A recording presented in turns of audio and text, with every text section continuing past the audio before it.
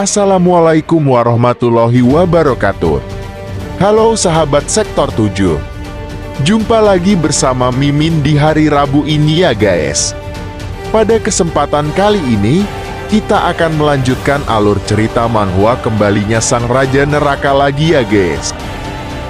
Sebelum kita mulai ceritanya, jangan lupa subscribe channel Sektor 7 ya guys, agar tidak ketinggalan update video terbaru dari Mimin guys. Pada cerita sebelumnya, diceritakan bahwa sang Raja Neraka terlihat marah karena para mayat hidup kabur dari neraka dan membuat kekacauan di dunia, serta berani berbuat dosa lagi di depannya, yang merupakan seorang hakim neraka yang sudah pensiun. Penasaran dengan kelanjutan ceritanya? Langsung saja kita gas ke ceritanya guys.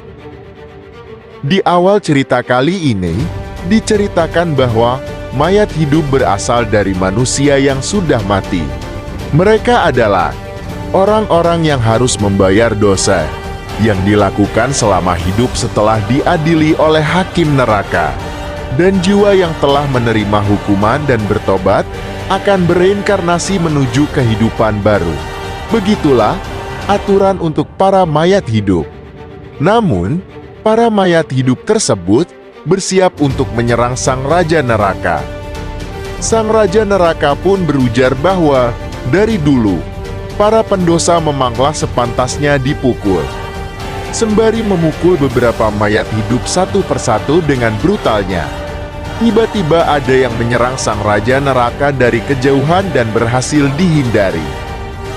Lalu, keluarlah satu mayat hidup dari balik kobaran api sambil memegang tongkat besi.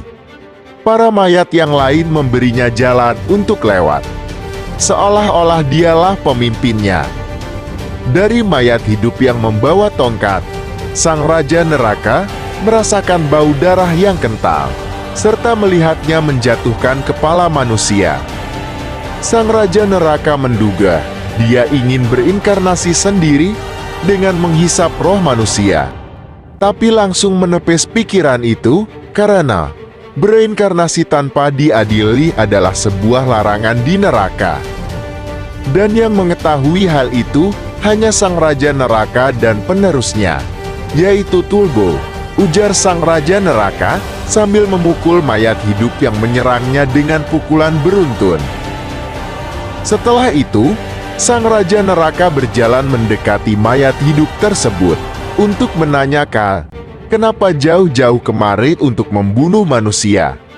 Akan tetapi mayat hidup itu menggila dan menyerang sang Raja Neraka lagi sambil menghindarinya, mengonfirmasi bahwa ternyata dia hanya berasumsi terlalu jauh karena mayat hidup itu terlalu lemah untuk menghisap roh dan juga dia tidak punya akal. Lalu, mayat tersebut mengambil sebuah batu untuk memukul sang Raja Neraka. Dan sang Raja Neraka bersiap memukulnya. Akan tetapi, dirinya dibuat tidak bisa bergerak oleh sekelompok mayat hidup lainnya. Sambil tertawa dengan puasnya, mayat hidup tersebut memukuli sang Raja Neraka beberapa kali, tepat di kepalanya menggunakan batu. Dan pada pukulan terakhirnya, tiba-tiba salah satu tangan mayat itu terputus, hingga membuat para mayat hidup tersebut tak berdaya. Sang Raja Neraka pun melompat ke salah satu atap gedung, dan para mayat hidup tersebut menyembahnya, karena menyadari siapa yang mereka hadapi.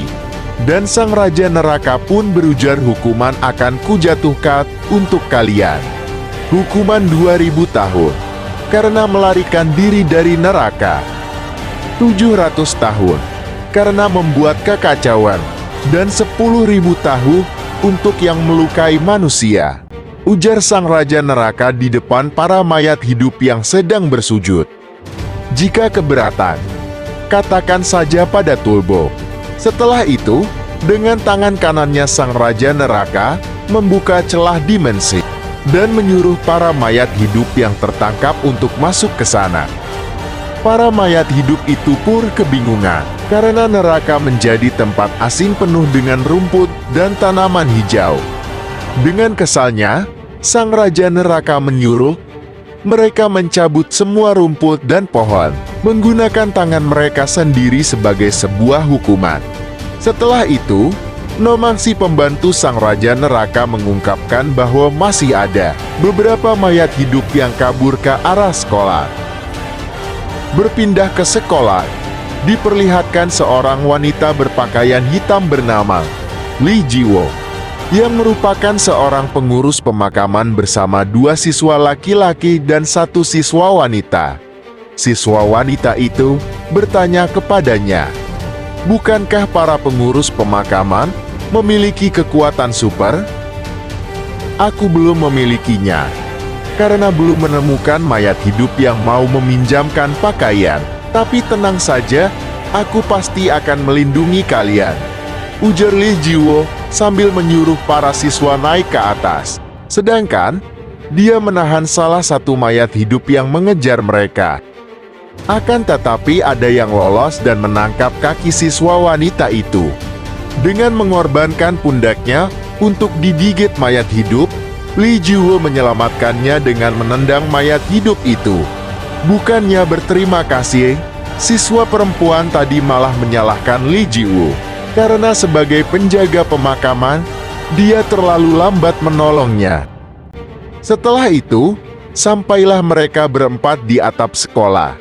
Di sana Li Jiwo menyalakan suar untuk memanggil para seniornya. Akan tetapi, seorang siswa menyalanya jangan cuma diam. "Carilah solusi, karena kalau kami sampai mati, negaralah yang akan rugi," ujar laki-laki itu. Dan siswa wanita itu menambahkan bahwa Li Jiwo pengurus pemakaman, tetapi tidak terguna sambil mengancam membawa nama ayahnya. Di tengah perdebatan mereka, Sang Raja Neraka menghentikan siswa wanita itu, melanjutkan omelannya kepada Li Jiwo, dan menanyakan siapakah dirinya. Saat menjawab identitasnya, tiba-tiba terdengar suara petir, yang ternyata adalah Dewa Kaisar Langit yang melarang Sang Raja Neraka untuk mengungkapkan identitasnya. Kemudian, karena tidak terima Sang Raja Neraka menyela perkataan teman wanitanya, siswa laki-laki tersebut menepis tangan Sang Raja Neraka dan menanyakan siapa identitasnya, serta bagaimana caranya bisa sampai di sini. "Aku mengejar mayat hidup dan mencium aroma darah yang pekat di sini. Karena penasaran dengan yang terjadi di sini, aku melompat ke atap ini." Akan tetapi ketiga siswa itu mengejek pakaian Sang Raja Neraka. Nomang pun tidak dapat menerimanya dan ingin menghabisi mereka. Namun, Sang Raja Neraka melarangnya karena orang tua mereka salah dalam mendidiknya. Tidak terima dengan ucapan Sang Raja Neraka, siswa laki-laki tersebut menarik baju Sang Raja Neraka. Karena menurutnya Sang Raja Neraka telah menghina orang tuanya.